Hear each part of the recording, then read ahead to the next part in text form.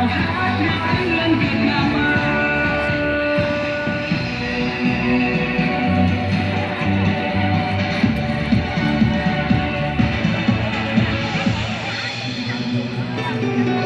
xưa năm tràn đường phố đi tôi từ bé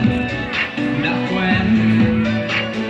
giữa đất nước này niềm tin luôn căng tràn đừng lo lắng cười lên và gió hoa tàn cây mặc trong tiếng trẻ thơ vui cười và nắng trên lá reo ngày xanh tươi sáng Việt Nam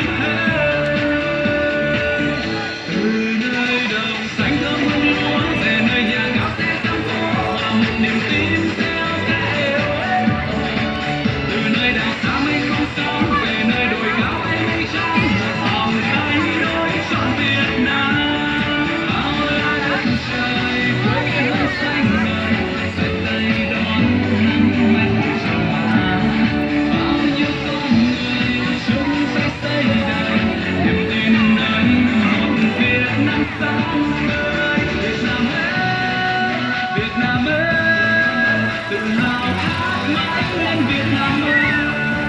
Việt Nam ơi, Việt Nam ơi, tự hào hát mãi lên Việt Nam ơi.